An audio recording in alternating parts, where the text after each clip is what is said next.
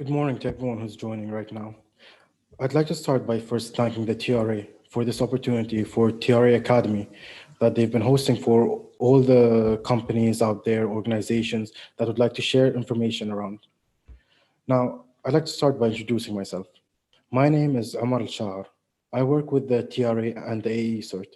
Now, I work as infrastructure. So this whole presentation will be talking about the introduction to networking. So I think we should start now. I see a lot of people joining. So first, I'd like to go over the overview. Now, this course is a crash course. That means it will be packed with some terminologies that you might not understand, a lot of technical stuff, but I will try to simplify it as much as possible, giving examples where I can. Now, moving to the outline, we have decided to change it a bit due to the complexity of some subjects, and we added a few other subjects. So as we go along, you'll see a few differences from the course outline that you can see here. Now, I'd like to start by talking about the internet, the history of the internet. And this is a very, very brief history of the internet. Now, there was a lot going on at the time, so many different projects that they were working on that led to the internet that we know today. So first, I'd like to talk about Dr. Joseph Carl Robert Licklider. Now, he discussed the first and earliest idea of an intergalactic network. Now, at the time, you have to remember that computers weren't used for communication devices. I think we've all seen Allen, the, Dr. Allen's movie where he talks about breaking Enigma. Now, when they made the first computer during the movie Imitation Game, I think we've all seen that. Uh, Now, he developed a computer, but only used it as a mathematical device to be able to break a code. Later on the years, now Dr. Licklider started talking about computers as a communication device. So we can use it to share information, data, and uh, anything else that we have on the computer's hard drives. Now, Dr. Licklider became the director of the US Department of Defense Advanced Research Projects Agency in 1963, or ARPA. Now, when he was working at ARPA, he had a few other people that he worked with, and one of them was Dr. Lawrence G. Roberts. Now, after being convinced of the idea and the importance of networks by Dr. Kleinrock, he connected two computers using dial-up telephone and developed the first known wide area network in 1965. His experiments showed how time-shared computers could work well together to run applications and share data. He was one of three named the fathers of the internet. And the idea of time-shared computers was discussed by Dr. Licklider way before these testings happened. Now, another person named the father of the internet was Dr. Leonard Kleinrock. Now, this person is very important because the theories and the mathematical equations and ideas that he developed of packet networks is still used today. Now, he had a huge contribution. Him, Dr. Roberts, and Dr. Licklider. Now, they all contributed and developed the first known network in 1969 called ARPANET. And in 1969, when they developed the first network, the first host computer wasn't sold in UCLA, and the second host computer wasn't sold in Stanford Research Institute, which was contributed by Doug Engelbart. Now, once SRI was connected to ARPANET, the first message was sent. But only part of the message was received. When they sent the first message, they decided to use login as the first message, but only LO was received. After troubleshooting for about an hour, they were able to send the whole message. Now, there's a lot that goes on when it comes to the history of the internet, but we'll just keep it short and straight to the point. Now we're going to move to the types of networks that you can have. Now, with networking, there are three main types of networking. Uh, but when you move on, you'll see that all these three types of networks are used in in different organizations around the world. Now, I'll start with LAN. Now, LAN stands for Local Area Networks. Now, some of you may have an idea of what a LAN is, or have seen it while troubleshooting your Ethernet or Wi-Fi connection, or while playing a multiplayer game. Now, when you have multiple PS4s or Xbox consoles in your network and you want to play together, you wouldn't use an internet connection. If all you're looking for is a game between siblings or friends within the same network, you'd use your internal network or through your LAN.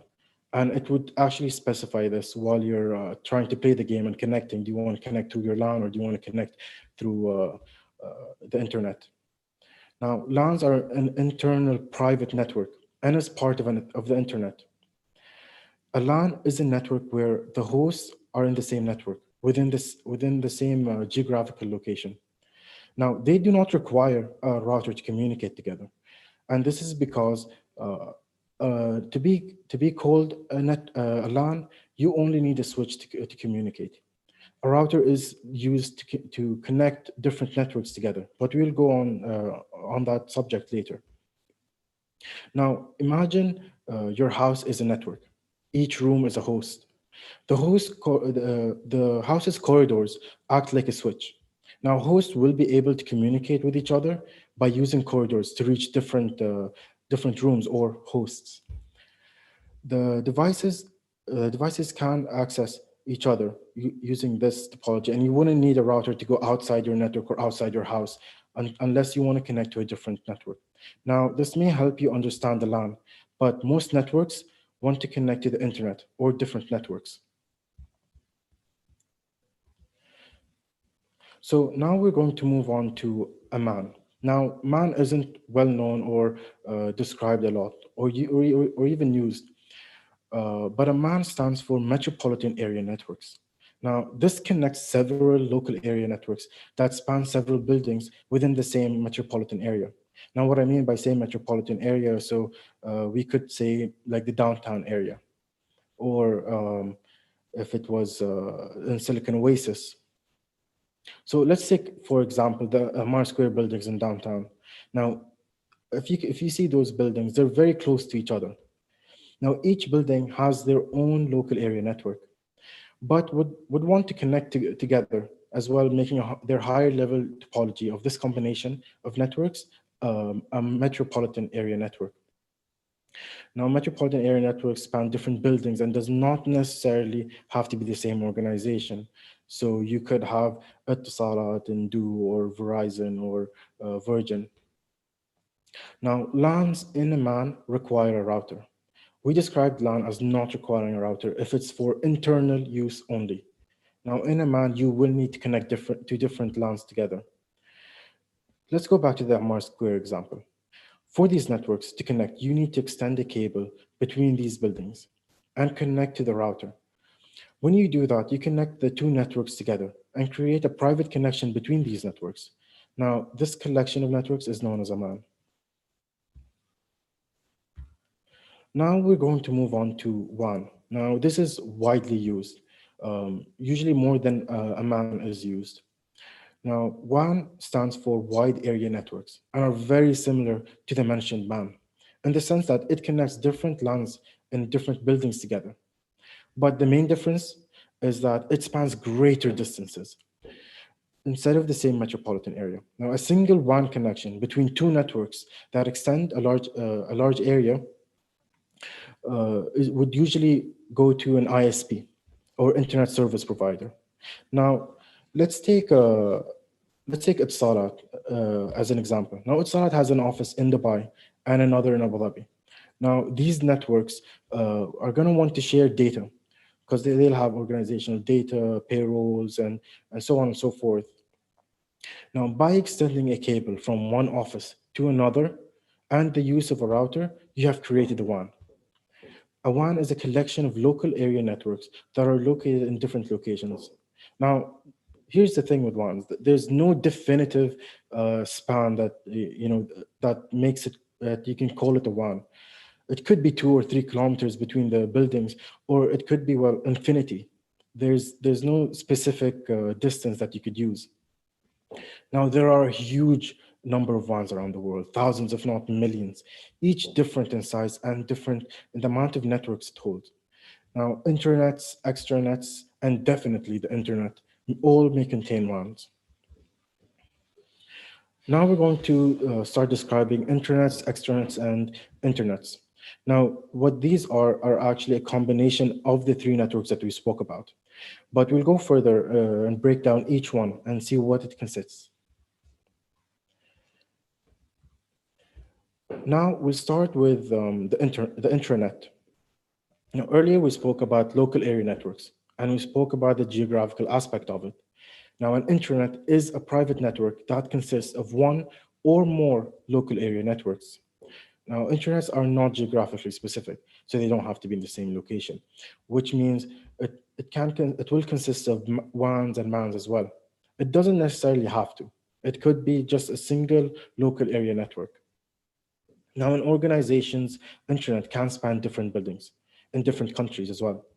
Internets have limited users and is very restricted to the people within that organization.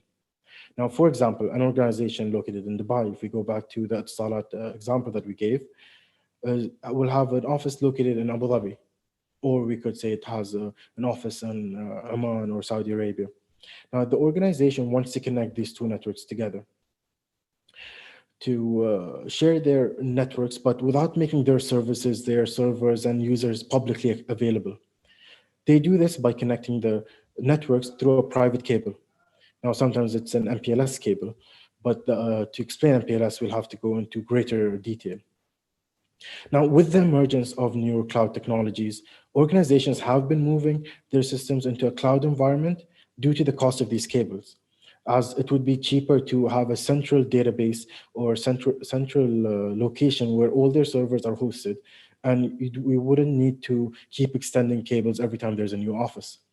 But that's going to be a longer discussion, best left for later because of the time constraint. Now we move on to extranets. Now, extranets, they're not widely known, or at least the definition of it. We do use extranets quite a lot. Almost every organization that has a website or a portal where you can access information is in some ways an extranet. Now, the extranet is in some ways an expanded intranet, in the sense that it goes beyond the internet network, but only expands to a limited number of users on the internet. It is usually a web-based portal that the host organization provides with content, controlled access to people within the organization, as well as outside the organization, like if you have customers or vendors or manufacturers, or you're putting out an agreement and you're looking for someone to fill that agreement. Now, usually when these vendors and customers access the organization's internet through that web-based portal, they are required to use a VPN, or they will not be granted access to the network. And this is due to the sensitivity of the information available on these servers. And this is not only to protect the servers that are going to be accessed, but to protect all the servers and users within the organization itself, to decrease any compromises that might happen due to making this service publicly accessible. Now, the VPN server will help organizations monitor the external users in case of any suspicious activities. It is also best practice that the VPN is connected to a firewall to ensure limited and secure access to only authorized servers. Now, extranets are a very useful concept and is used quite regularly to help organizations share data with only limited number of users on the internet without giving access to the whole public. Now we move on to the most interesting part, the internet.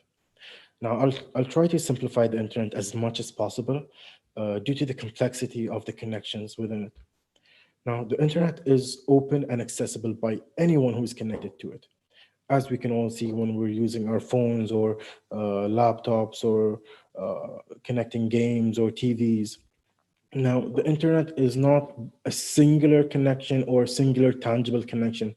Rather, thousands and millions, if not billions, of interconnected networks from all around the globe. Now, the internet uh, is a little bit difficult to explain or picture. Now, The internet is all the connected public as well as private networks together using an ISP or an internet service provider. That would be Etisalat or Do here. If we were to look at the logical map of the internet, we can directly compare it to a world map. We could say every house is a network. Roads are routes between networks, and airports would be the ISPs that connect us further to different countries or further out networks. Now, let's take a singular connection from one host in a network to another host in a different network from all the way around the world. For example, a user accessing a website. Now, for this user to reach that website, it will have to go through many hops. From, from the host, the packet leaves and hits the router. Now, the router will send it to the ISP, who handles all the routing for that country. Now, the ISP will send it to whatever ISP it's required to send to. Sometimes it will go through many hops. It doesn't have to send it directly to that ISP due to the cables being pulled through, oceans and land. They sometimes connect to one ISP that has connections everywhere. So they will send it to the best route that they can find. And once it reaches the ISP, he will send it to your destination network and then to the host. Now, I want to show you a picture of what it looks like from the ISP level. Now, this here is a high-level interconnected network from the ISP level. This shows everything from the ISPs to every single autonomous system and network within the country. Now, all the dots on the outer layer are the autonomous systems in the country, and all the dots near the middle are the internet service providers. As you can see, the United States of America has thousands and thousands more connections that you can barely see one dot, whereas the United Arab Emirates has much, much fewer dots around. Now, that is to be expected due to the amount of users, the networks, and the size of the country itself. Now, the diagram was mapped out using certain routing algorithms. These ISPs use to route traffic. Now, and I don't think people actually understand how big the internet is. Now, you might know that there's so much information, and you can there's so much data on it. But I wanted to put it into perspective with a few statistics that I have found. Now, around the world, every minute on YouTube, around 5 million YouTube videos are viewed. Now, Twitter alone, every minute, there are 474 tweets. On Instagram, every day, 100 million Instagram posts are being uploaded. So imagine how many selfies people are taking. And the data, as of 2019, the data around the world has reached 4.4 zettabytes. Now, what is a zettabyte? Now, that's 1 billion terabytes. That's a lot of data. That's around 3.5 billion high quality Blu-ray DVD videos.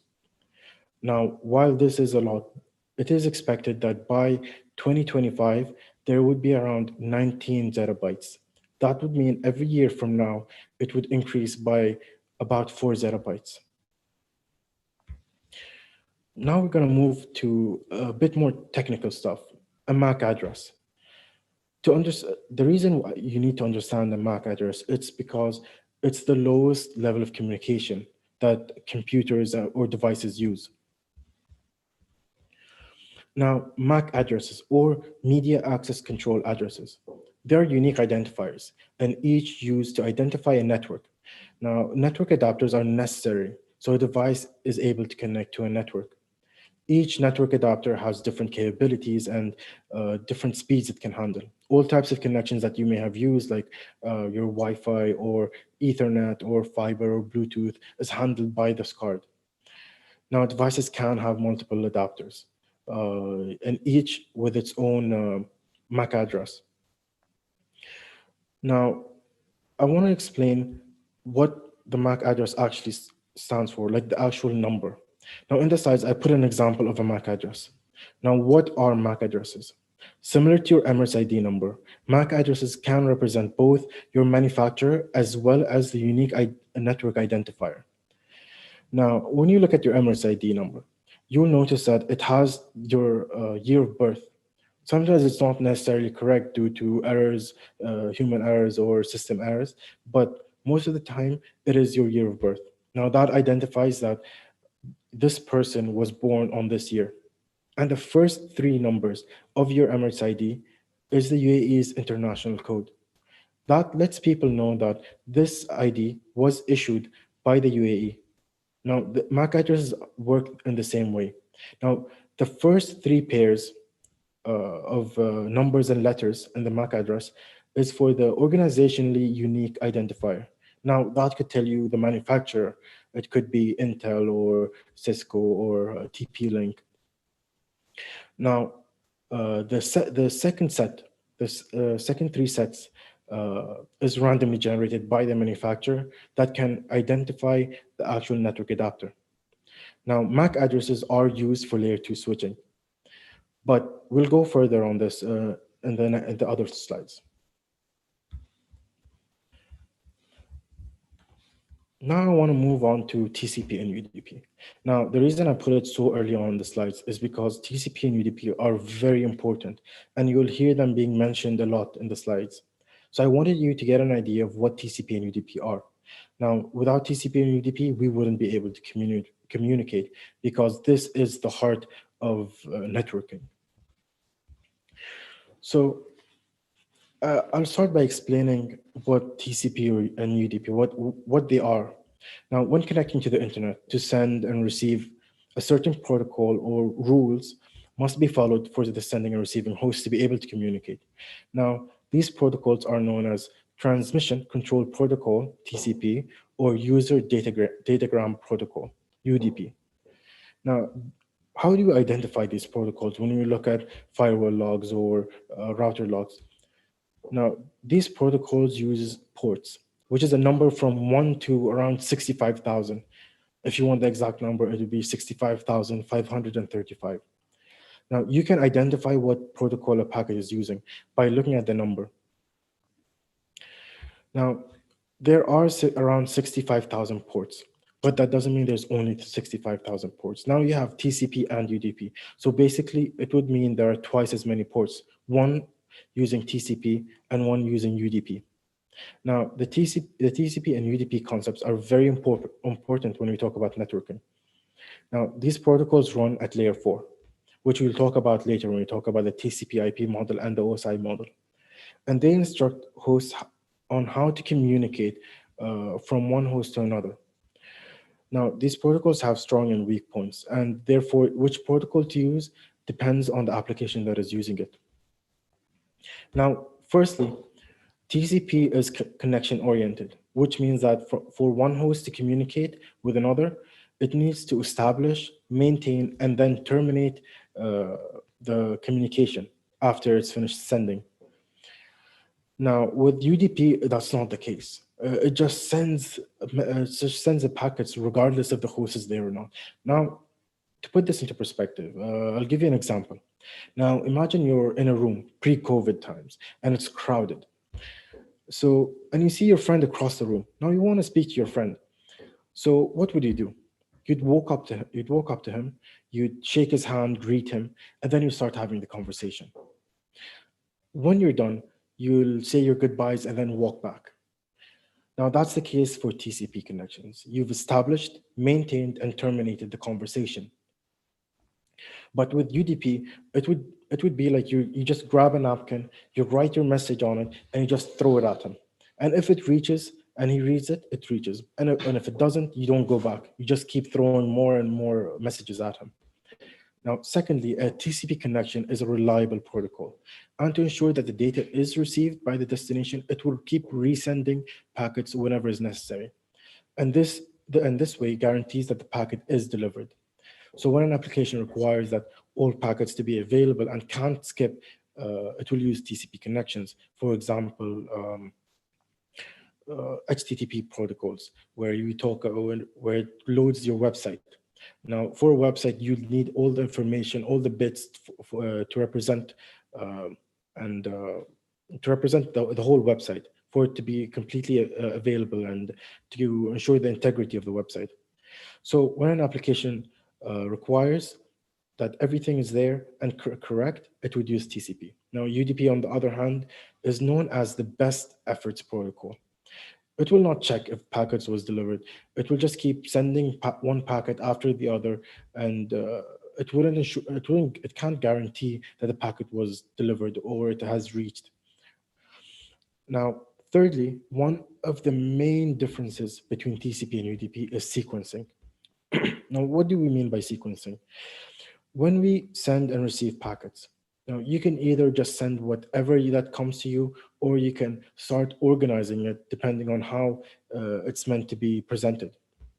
Now, TCP orders packets that are meant to be received before sending. Now, so data will reach in an orderly and correct manner when using TCP.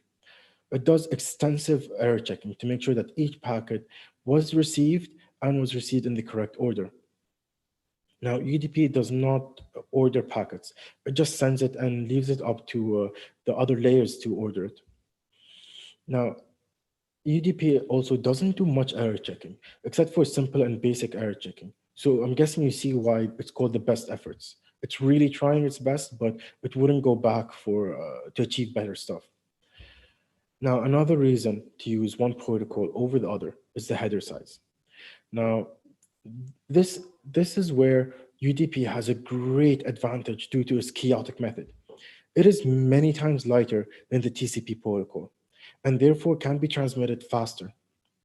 This means that you can use it for applications like voice over IP or Skype or Zoom, video or streaming services, where a few bits that are missing wouldn't matter because you'd want everything to reach as soon as the packet is generated. Now, TCP is very heavy, as you can see. Now, the header size could be 10 times larger than UDP. It carries a great weight to guarantee the delivery. Now, this is because when using TCP, let's say you have a website and you're buying something, Amazon or souk.com, and you're trying to pay online. Now, you wouldn't want something that's unreliable, to miss bits, to create errors. So you'd use TCP there because when making that connection, you want it as secure as possible. You want it as reliable as possible as well. Now we'll move on to the TCP/IP and the OSI model. Now, these are very important. These were developed a long time ago when the first networks were developed. Uh, so every computer and every network device would follow a certain set of rules. Now, we start with the TCP/IP model. Now, the TCP/IP model was first designed in the mid-70s. Now, at the time, there were a lot of different models that were designed and even used in unison. But the most popular and the most used was TCP/IP, which later in 1982, it was the standard for a standard to be used by military computer networking. When the TCP/IP model was developed, it originally had four layers. The data link layer and the physical layer were on a single layer. But later on, it was split because having one layer to cover these two was too hectic. They wanted to specify exactly what each layer was doing. Now, the physical layer handles everything at the machine language and the physical level. Everything at this level is ones and zeros. Now, the physical layers sends and receives the signals, and it handles bit synchronization to make sure that all the data that is sent is received correctly. Then we move on to the data link layer, layer 2. Now, layer 2 creates frames that will be sent out and uses MAC addresses for communication. Now, all switching happens at this level of the TCP/IP model. The frames created depend on the communication medium that we're using in the physical layer. Now, the third layer, the network layer. Now, at this layer, all IP address communication is done. Routers at this layer, uh, routers work at this layer. They will use IP addresses, create routing tables, and route traffic back and forth. Now, each segment received from the transport layer uh, is sent to the internet layer, where it adds a header and sent it to the data link layer. The transport layer is the most important layer, as we've discussed before. It's it's the heart of the TCP/IP and the OSI model. At this layer, connections from the source to the destinations are established, maintained, and terminated. Without this layer, we would not be able to communicate in today's networks. It uses the previously mentioned TCP and UDP protocol and port numbers to identify packets destination within the host. Now, the application is the highest level in this model. All data encryption, decryption, and user inputs come in this layer. Now, when we talk about presenting data, we don't actually mean what you see on the screen. We mean that it prepares the data for the application to use it, to be presentable to the application due to different versions. So data might look differently or have to be manipulated. Now, to send data has to be generated at the application layer, and it moves down the model till it leaves the host. Receiving data is the opposite. It goes up the model. Now, this works for both TCP/IP model and the OSI model. So that means if I was, let's say, to send a message on Outlook, now I type the message in the application, okay, and then the application would change that data for it to be segmented, broken down, and then frames created, and then sends it out. Now, this goes from the application layer to the network, and then the application to the transport layer, then to the network, then to the data link, and then physical. And that's what I'm sending. But when I'm receiving, obviously, first the actual message has to be received in the device. So it will go through the physical layer first and moves its way up to the application layer.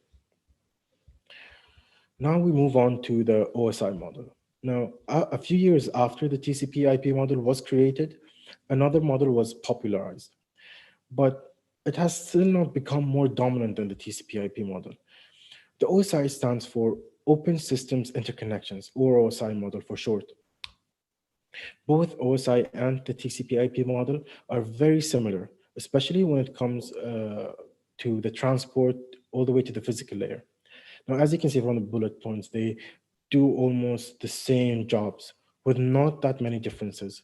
Now, the main and biggest difference is that when the International Organization of Standardization were developing this model, they decided that the application layer had to be split further to make each layer more specific for a particular job. Now, in the OSI model, the session layer makes sure to initiate and terminate sessions and make sure that the session is open long enough for the source to send the data. Now, the presentation layer handles encryption, compression when sending, and decryption and decompression of data, as well as the translation of data when receiving. Now, this is to make it readable for the application layer. Now, the application layer here only handles the human interaction and the data generation and manipulation. Now, I want to show you the side-by-side comparison of the TCP/IP model and the OSI model. Now, the first thing you will notice is that the single application layer in the TCP/IP model corresponds to the top three layers in the OSI model. Now, the TCP/IP model is more reliable than the OSI model and is not as strict as the OSI model, which means you can kind of shape it to the specific use cases. Another difference between the TCP/IP model and the OSI model is when it comes to sending and receiving data. Now, the OSI model's transport layer provides assurance of packet delivery, which is missing in the TCP/IP model. Now, when it comes to which is better, it is hard to say. Both have their strong points.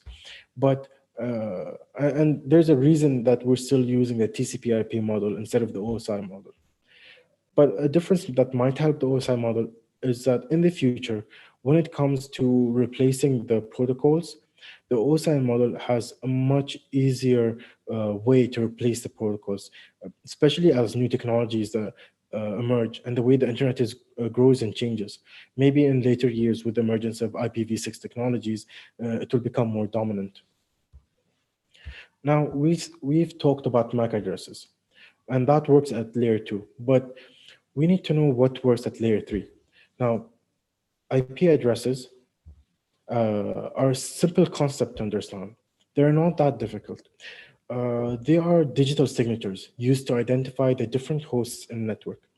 Now, similar to your social security number or your Emirates ID number, For one host to communicate to another, it is required to have an IP address so the traffic can be routed. Now, there are two versions that are being used in this day and age. Now, the first is the first developed addressing technique, which is IPv4, which is the most used internet protocol as well. Now, IP stands for Internet Protocol, and V stands for version. Now, one is version 4 and one is version 6. Now, IPv6, which is the up and coming protocol that will soon replace IPv4. And this is because IPv4 lacks support for the amount of users that are coming in. Now, in 1974, the TCP/IP model was updated and published to be used for this type of network communication and was implemented ever since. Now, before the TCP/IP model was introduced, there were other models and protocols that were being used, and each in a different way of communication, though the TCP/IP protocol was found to be the best suited and most popularized. Now, let's jump into the specifics of IPv4. Now, to further explain IP addressing, I will explain Internet Protocol version 4. Now, IPv4 is the most common Internet protocol used right now, but that will soon change. IPv4 is a 32-bit number that is represented as a decimal number. Now, as you can see, the most popular one, I'd be guessing, would be the 192.168.1.1. I think you all might have seen it when we were setting up your home Wi-Fi or home router. Now, IPv4 can accommodate just over 4 billion unique addresses. Now, at the time IPv4 was developed, there weren't many devices, and they didn't account for the large growth in devices and hosts and networks. Now, while 4 billion unique IP addresses is a lot, it was split into different classes depending on the use case. Now, when we talk about classes, the biggest thing that we talk about is the actual network and host parts of the IP address. Now, as you can see from the example that I've put, each class has a different number of network to host octets, I guess, or bits to represent them. Now, classes A to C are used for normal networking. And when I say normal networking, is because class D is reserved for multicast purposes, and class E is reserved for research and development. Now, as you can see on the table and the figures in the slide, each class's network and host number of bits is different. Now, class A's the first 8 bits or octet is used to represent the network. Now, the next 3 octets are used to represent the host within each of the networks. Now, each class after has 8 network bits more than the previous class. This means you can have more networks, but less hosts per network as we go down.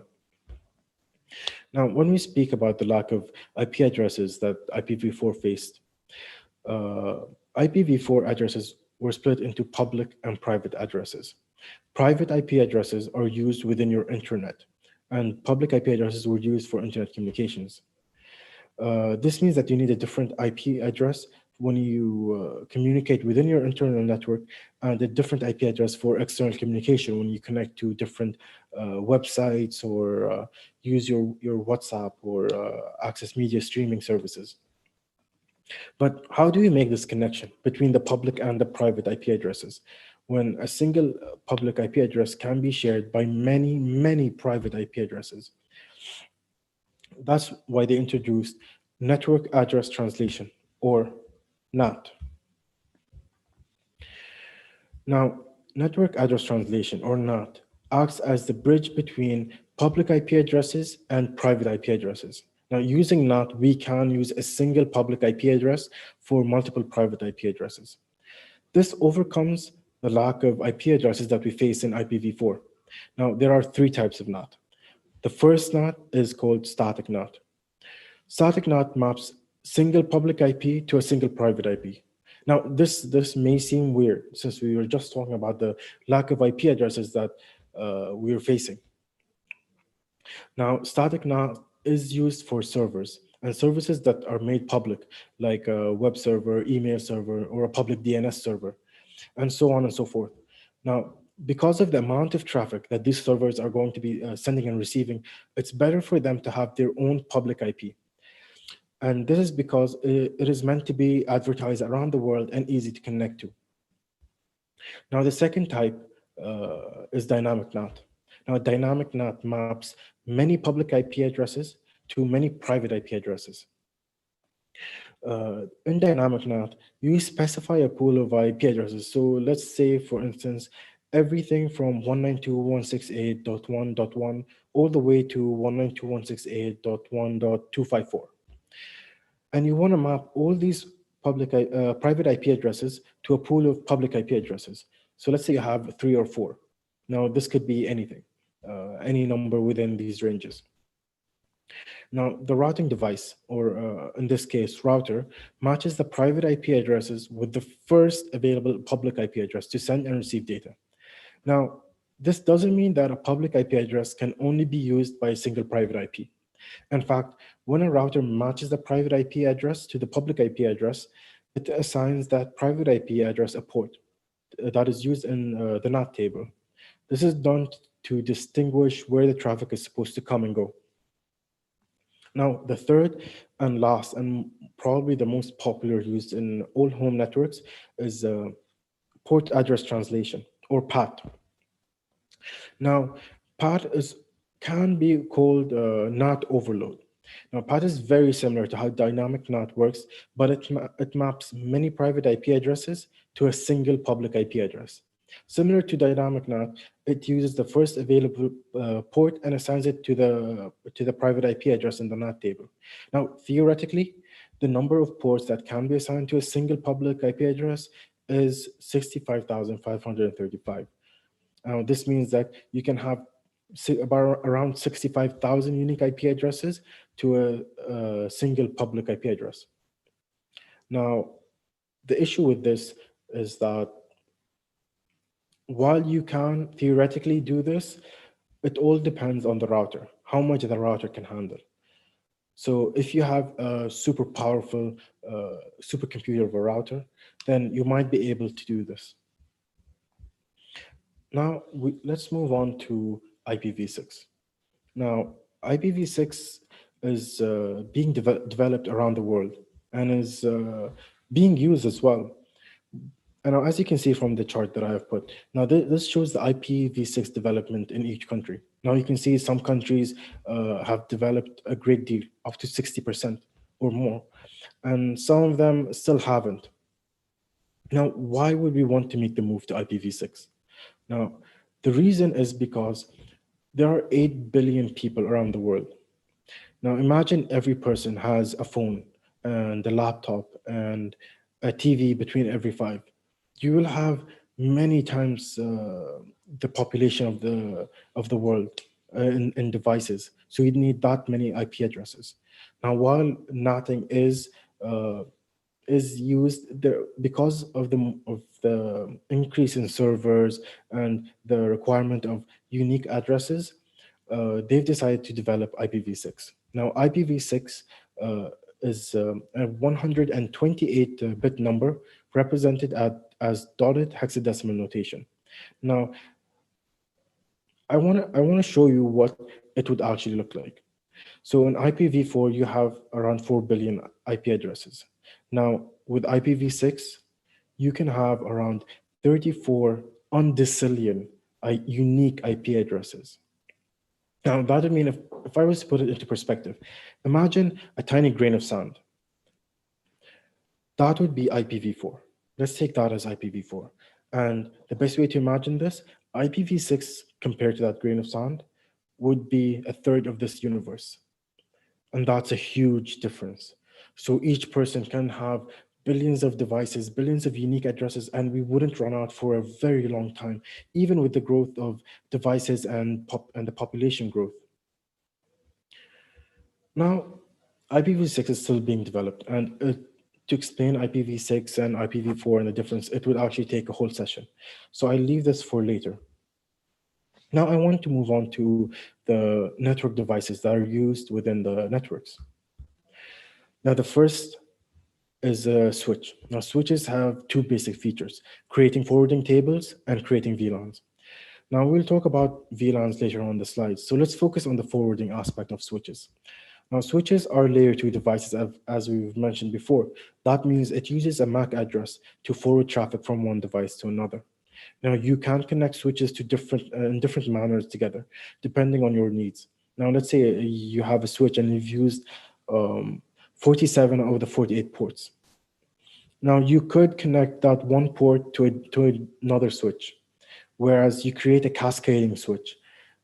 So all traffic would pass through both switches, and it will look like as if you have one switch with 96 ports.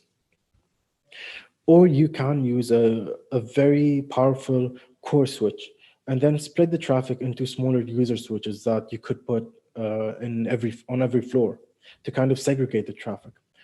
Now, switches create forwarding tables by looking at the devices connecting to it. Now, it matches the MAC address of the devices uh, with the interface of the switch. So let's say you've connected to the first interface on the switch, the first port, and you've connected a device with uh, a unique MAC address for this purpose. Let's say it's A1, A1, A1, A1, and so on. um, it will match in its table that this MAC address is connected to this interface on my switch. So anything that comes for this MAC address will have to be forwarded to that interface. Now there are layer 3 switches or multi-layer switches, and they could use IP addresses to match or to manage. But for the simplicity, we'll stick to layer 2, which is the most basic. Now, switches use this table to forward traffic from one device to another. And switches don't handle routing, and therefore you cannot put a switch in place of a router.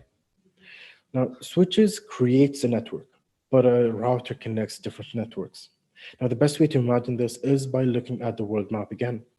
Now, let's say the UAE, for example. Every building in the UAE is a single network. Now, the roads that connect, I'm sorry, every house would be a host, not a network. Now, the roads that connect them would be a switch. The roads will allow you to use the building's address or Makani number in the UAE to find the exact location. So in a switch, that would be the MAC address. Now, switches do the same thing. They look at the MAC address and they just send you straight to it. So now let's move on to routers. Now, we spoke earlier about switches making networks and routers connecting networks. We looked at the UAE, for example, and said that the roads are switches for all the traffic within the UAE, and every house was a host. Now, imagine a person in the UAE wants to go to an address in Saudi Arabia. What would you do then? Routers are similar to airports in this manner. Now, while airports connect different countries together, routers connect different networks together. And just like routers, every flight might be direct or have many layovers before reaching the intended country. Now, routers use layer 3 technology, and therefore it uses the IP address to route traffic. Routers finds the source and the destination address of the host and determines the best path from one to another. How it determines this is by using routing algorithms configured to determine the route it takes. Now, some may look for the fastest route, or some may want the least amount of hops or layovers if we're talking about airports before reaching the next destination. Now, there are many different types of routing algorithms available that could be used, and it depends on the use cases. Now, routing algorithms require a session of their own because of the vast knowledge that you can acquire from it. Now, let's say a person needs to get from the UAE to the USA, but isn't allowed to have a layover in the UK to do so. You might want to send that person to France, then to the USA, and the same goes for routes. You might want a specific packet from a certain user to go to a specific route instead of using the automatically generated routes, and that's called static routing. Now, routers can be used more than just a device to route traffic between networks. It can also be used as a dynamic host configuration protocol server, or DHCP, which some of you might have actually seen while connecting to different networks. Now, have you ever wondered what happens when you get home and you turn on your Wi-Fi, or when you connect to a guest network at your friend's place? Now, when you connect to a router and you have your DHCP enabled by default, most probably, it will ask the router for an IP address, for the IP address configuration, so it can get access to the internet. If it is enabled in the router, then it will automatically reply and send the configuration it requires with a unique private IP address to use. Now, earlier we spoke about network address translation. Usually at the router level, this is where it happens. You can specify the router and the type of NAT you want to activate, or if there are any particulars that you would like enabled. So let's say you want static NAT for specific IPs. Let's say you're hosting a server at home and you want the IP address, the public IP address of that server to not change at all. This is where you'd configure it. Now, I want to move on to firewalls. Now, firewalls are an integral part of networks, and it is required for organizations to be able to secure their network, as well as keep unauthorized users from accessing confidential assets on the network. Now, at its most basic, firewalls work at layer 4, using IP addresses and protocols to determine whether a packet enters or exits the network. Now, let's go back to the world map we have been using. Now, we said switches create networks and are represented by roads. Routers connect networks and are represented by airports. Now, firewalls, on the other hand, are represented by border control at the airports. Now, when a passenger leaves their country and let's say they reach the UAE, they'll make their way into the airport and then to border control at the airport. When a passenger, and then the border control looks at the passenger's details, where he comes from, where he's going, for what purpose. Now, is he malicious or dangerous? And if it all checks out, then it will permit him entry to the country. If not, then it will deny him entry. And firewalls do the same thing as border control to secure your network. Now, they're usually placed under the router in a network topology, and it filters the traffic that comes in. Now, at its most basic, firewalls use access control lists, or ACLs, which we'll talk about later in the slides when we get to virtual segregation. Now, ACLs are a set of rules that the firewall uses to check before deciding if it should permit or deny entry. Now, firewalls are your first line of defense. All traffic above the firewall is unfiltered traffic and may contain a lot of malicious traffic. So it's best to keep all your devices, your internal devices, under it. Now, the picture in the slides shows a firewall as a standalone appliance that we use in data centers, but that doesn't mean that it has to be a physical device. Firewalls can be virtual, to be used in cloud or virtual environments like virtual servers. Uh, Also, there are many consumer grade routers that are coming out with built-in firewalls and features that can be used. Now, they may not have all the futuristic features that firewalls have today, but most routers, even your home router, like your D-Link router, your Linksys, your TP-Link, now they will most probably have a firewall that you can activate, and you can deny access to certain things. Now, firewalls have evolved so much from its basic purpose. When firewalls were first introduced, they only looked at the source and the destination IP address as well as the protocol it was using. But today, with the new next generation firewalls, you can filter packets all the way up to layer 7 in the OSI model. Now, it does this by using technology called deep packet inspection, where, like border control operatives, they go deeper into what you're carrying, what the packet actually has inside of it. Now, they scan uh, where you'll be staying. Now, what room you'll be residing in, what's inside your bag. Now, that's what deep packet inspection does. It will look at the very specific details within the packet, and it can show you traffic. Let's say you have something like a streaming service, Netflix, running at home. You'll be able to tell that Netflix is being used by this host. Now, sometimes I do this for fun.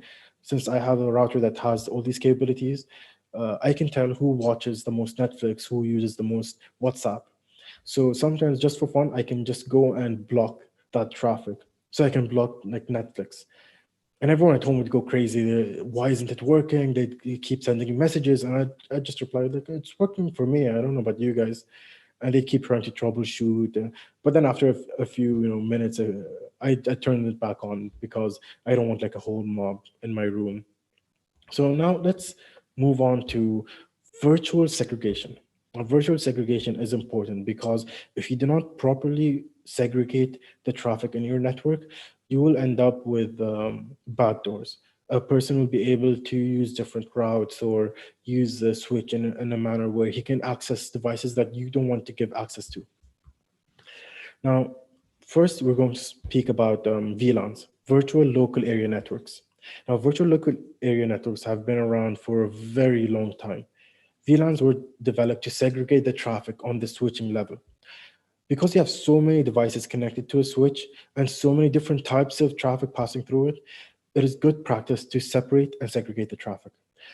If this is not done, then the devices will be able to talk to each other through the switch. Now, the total number of VLANs that you can assign in a switch is around 4,000, and two are reserved at the beginning and the end. And this is because the VLAN ID or VID is a 12-bit number represented as decimal notation. When you assign VLANs to the interface of the switch, the traffic that comes through the interface is limited to that VLAN. Now, you're basically creating virtual switches within that switch. So you create virtual local area networks.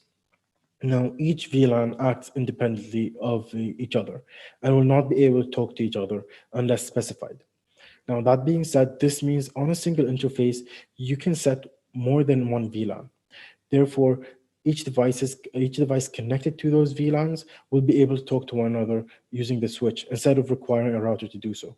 So let's say you want the financial department and the human resources department to have communication together.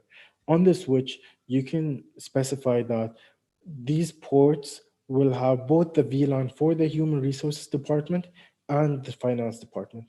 That way, they'll be able to communicate together. Now, you can also specify that this interface is trunk. And what trunk means is that it allows all VLANs. It doesn't matter what VLAN you're in, it doesn't virtually segregate, it just allows everything. This is useful when you have two core switches and you want traffic from one to go to the other, and you have so many different VLANs and you don't want to type every single VLAN that you have, so you just trunk the whole interface. Now, in the example on the slide, we have split traffic based on the department they're in.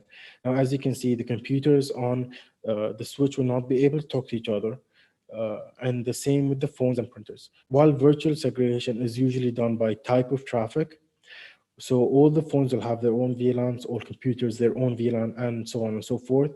I've just done this for simplicity. Now, another type of virtual segregation is VRFs. Now, VRF stands for Virtual Routing and Forwarding, and it is similar to VLANs, but it happens at the IP address level. The problem with VLANs is that once a router is introduced, they become obsolete. This is because VLANs work at layer 2 and routers work at layer 3. So imagine having two networks completely separated, then putting a router between them. This means a device from the first network will be able to talk to the device from the second network. Now, and this is the same case. To overcome this issue, we create virtual routing and forwarding tables. Instead of bridging VLANs by having multiple VLANs on each interface, we can use a router. Uh, sorry. Now, instead of bridging VLANs by having multiple VLANs on each interface, we can use a router. Instead of a global routing table, which is automatically generated on a router, we can split it into virtual routing tables. Whenever you create a VRF, it's just like creating a virtual router within that router. Now, these tables also prevent the packets from being forwarded outside the routing table, but also routed into any device within those routing tables. Now, the maximum amount of VRFs you can have on a single router depends on the router you're using.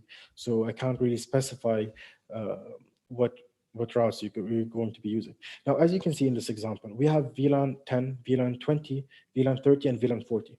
Now, with the global routing table, they will all be able to talk to each other on the using the IP addresses. Now, if we move on to the second example, in this example, we have configured two VRFs, VLAN 10 and VLAN 20. And these are included in VRF1 and therefore part of the same routing table. And when we do this, that means within VLAN 10, all the devices will be able to communicate. And within VLAN 20, all devices will be able to communicate. And when when we introduced VRFs and added the router, this means that VLAN 10 and 20 will be able to talk to each other independently of VLAN 30 and 40. Now, this is one way to segregate traffic at this level, but this all allows all traffic between the VLANs to be sent and received. Now, another way that can be used independent of this technique or to be used with this technique is access control lists. Now, access control lists are an integral part to secure networks. Usually, this feature is configured on a firewall. But you can configure it on switches as well as routers. Now, access lists are used to block and prevent unauthorized traffic from either entering or leaving the network. Now, you can use it to stop people accessing your network or your servers, but you can also use it to stop devices from sending confidential information outside. Now, access control lists are considered the firewall's most basic features, but access lists are not only limited to firewalls. Firewalls by default come with the deny all rule. Now, I'm not talking about the firewalls that you would find within the router. I'm talking about appliance level. Once you plug it in, it will have a deny all rule, so no traffic will be received or sent out. Now, this is because the firewall check. Now, when you configure firewalls, it will go from the top of the list. I'm sorry. I just want to explain, I forgot to change the slide. So this is the site for the access list. So I'll try to cover everything that I might have missed. Now, as I've said before, now when we talk about access list is an actual list of rules that that a firewall uses to permit or deny traffic. Now, like list, it will go from the top all the way to the bottom. As soon as it matches one of these rules, it will initiate whatever that rule specifies. So let's say it's saying deny any traffic from 192.1.1.0 from that whole network. As soon as it hits that rule, it will deny traffic. But let's say by accident, I put a rule above it that says anything that starts with 192 permit it into the network. Now, I have the rule that's denying that whole network, but above it, I have a rule that permits it. So as soon as it hits that permit rule, it will initiate that rule. It will allow the traffic in, regardless if you put hundreds and hundreds of rules under it that denies it, because it will just go for the first rule that hits, like a first come, first serve kind of situation. Now, there are two types of ACLs, standard and extended. In the example that is shown, this is a very basic standard access list. Now, as you can see, it doesn't tell you, doesn't specify what port to use. It specifies the protocol, but not the port. Now, this is useful, but when you want to really secure your network, you'd use something like this. Now, this is an extended control list. Now, as you can see, it will specify the port. So if you just want to block HTTP or HTTPS or SSH or RDP from your network, you could do that using this list. And this is what I would consider the best practice, is to not use a global access list, but rather use access lists specific to interfaces. That way you can really be thorough with your lists. Now, the last thing that I will go through, and because I don't have much time, I will go through it very quickly, is demilitarized zones. Now, the idea behind demilitarized zones came from real life. Between North and South Korea, there is a Korean demilitarized zone. Now that is being used uh, and doesn't belong to any of the Koreas. It is used as an area where both could meet and negotiate terms. Therefore, the idea of demilitarized zones came to be. Now, it is a zone made within the network where you could place an internet-facing service like websites, email gateways, public DNS servers, and so on to be used by the public. Now, how would you do this? Now, you would have to use all the virtual segregation features that we've spoken about, VLANs, VRFs, as well as access lists, to make sure that no one is accessing the server in a way that you don't want them to. If they compromise that server, they can compromise every server within that area. And that that is one of the biggest compromises that you might face. So it's always good to secure your network using virtual segregation. Now, I think that's all the time that I have. Um, I'll be looking at your comments. So if you guys have any questions that you want to ask or something that you didn't understand, please let me know in the comments and I will try to reply to as many as I can.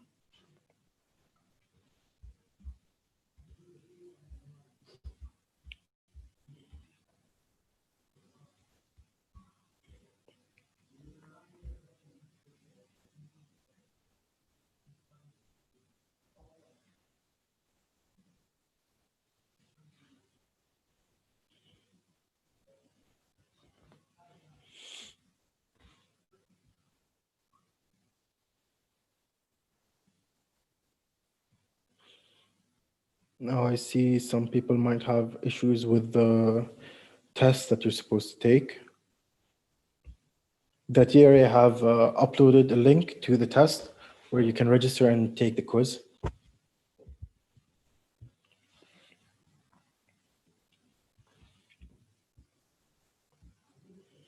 Now we have a few minutes, around 10 to 15 minutes. So if any of you guys have a question or want me to explain something further, please leave a comment.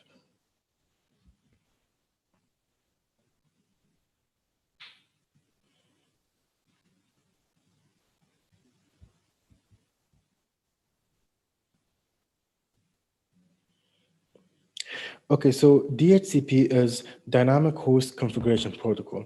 Now, DHCP is actually used to give devices an IP address without them manually entering it. Now, a router would keep a list of all the devices that connect to it, and it would automatically assign it a DHCP. Now, after a while, it puts a time to live where it asks, "Are you still there?" And if it's not, it retracts that IP address. Now, a DNS system is called domain name system server. Now, a domain name server is a server where you would type in, let's say, youtube.com. You would go out to this server and then you will try to get the IP address of it. Now, in that server, you'll have YouTube. YouTube.com is, let's say, 196.178.1.1. And that's how you would actually reach the server, the website. MAC addresses can be replicated in some ways. You can have virtual MAC addresses, but to explain how that happens, you will have to go into a lot of details. Okay, I see some people are asking about to repeat the OSI model and the VRF. For the OSI model and VRS, because the OSI model is going to take a lot of time. Once they allow you to download the slides, I've made sure to include a script for the OSI model, and you can go through it to see everything.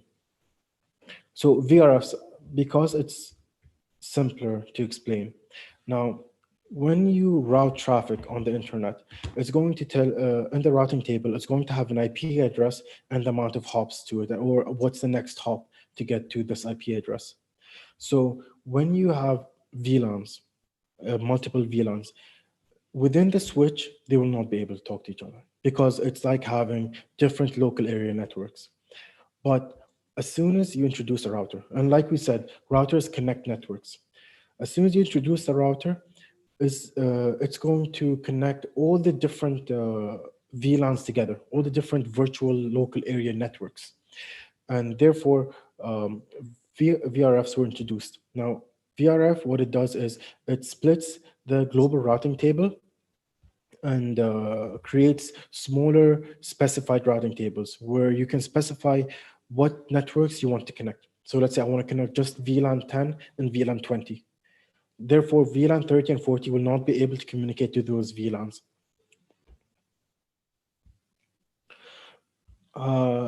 I've been told that you would be able to download the presentation, so I have included information in the presentation for everything. The difference between a firewall and a hub. Now, a hub is something completely different than a firewall. Now, a hub is a device that most probably is not used at this time because what it does is it just takes the information and broadcasts it to every interface it has. Now, a hub was replaced with a switch where it doesn't broadcast information anymore. It sends unicast or multicast information. Now, a firewall is used to secure a network. It's not used to forward or route traffic. It can be used to route traffic using static NAT, but its main reason is to secure the network using access list or deep packet inspection or something like an IPS, an intrusion prevention system.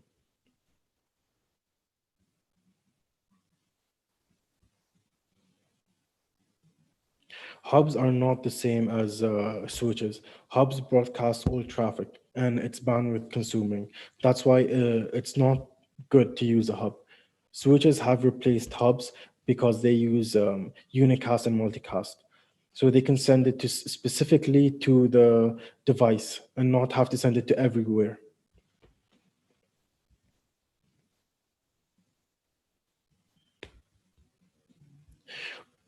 Firewalls work at layer 4. That means they use IP addresses for the source and destination IP address, and they use ports, which is TCP and UDP.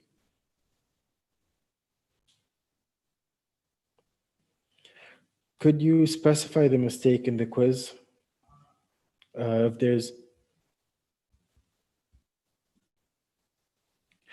actually originally it was 4. Now, if we go back to the slides, originally it had 4 layers, but it was later revised and updated. And therefore, now it has 5 layers, which is layer 1, the physical, layer 2, data link, layer 3, network, layer 4, transport, and layer 5, application.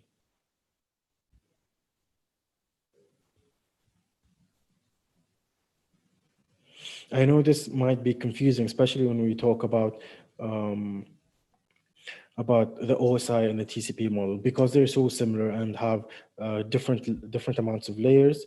It can get very confusing, and they have been revised quite a lot. Now, if you guys have any more questions, I'd gladly answer.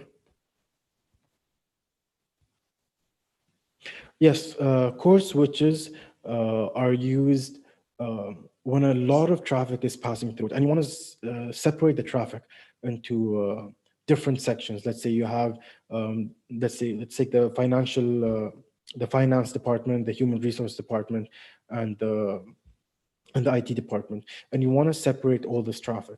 So what you do is you'd have one main huge switch that controls all this traffic and starts separating it. So the load on each user switch that you extend to each department doesn't need a huge capacity to handle all this information.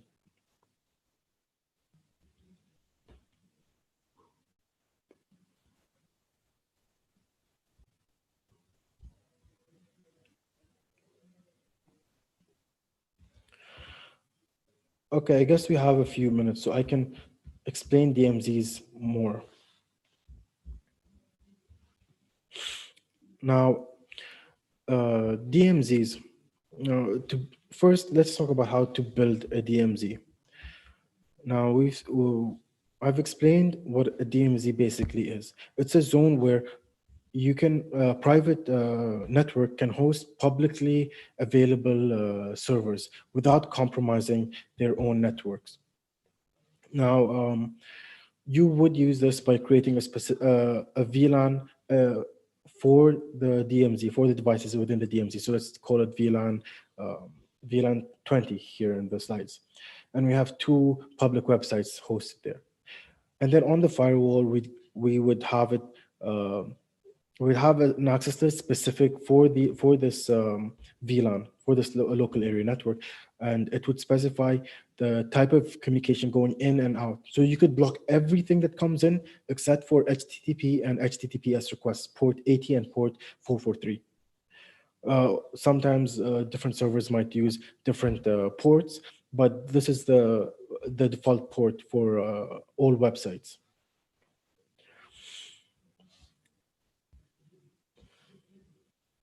Now, now that you have created DMZ, there's one step that you could implement um, later on when you're developing a secure network, and that is to use a web application firewall or a WAF. Now, a web application firewall is specific to web-based portals. Now, when you host these within an organization, you want to make sure that no suspicious activities are being done. So no one is using your website in a manner that could compromise the integrity of the website. So you could use a WAF. Now, a WAF looks at all the HTTP requests coming in and matches it with a set of rules that have been previously stated. So you could only do this with your username or your login information. You could only do this when you click on this button. You can only go to this area and this area, or this website and this website. And that's what a WAF does. Now, now I see a few people are asking about routers. Now, routers connect networks. Routers, as the name suggests, it routes traffic. It doesn't forward traffic. So routers work at the IP level, at the layer 3, if I'm not mistaken. Now it takes all the information, looks at the IP, the source and the destination, and depending on where the destination is, it routes it to the next hop. Now it might not route it directly to that network, but it might route it to another router that knows the network.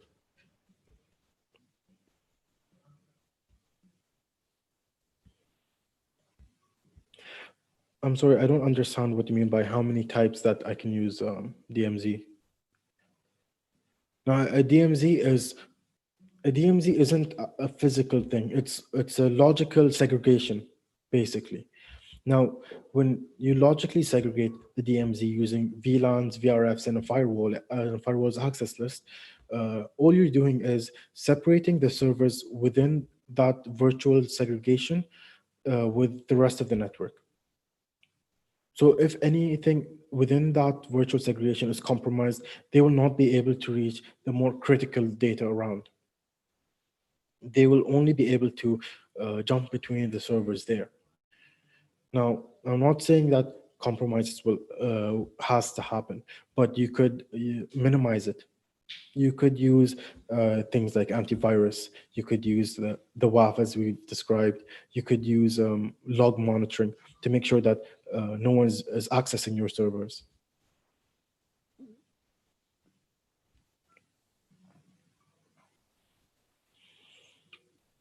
So if anyone has any more questions, I'd gladly like to, I'd gladly answer.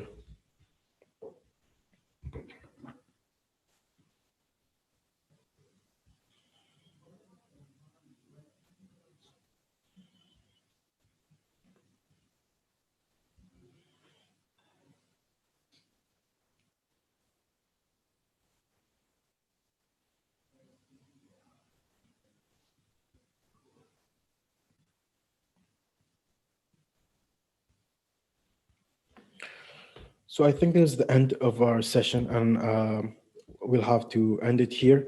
But I'll be glad to try and make more advanced presentations in the future, where I talk more about the specifics and the configuration. So for now, I'd like to thank everyone that came here, and make sure to look at all the other YouTube, the videos that TRA Academy offers. There's a wide range of videos that you can learn from, and make sure to support them and their YouTube channel. So thank you for everyone, and I hope to see you guys again.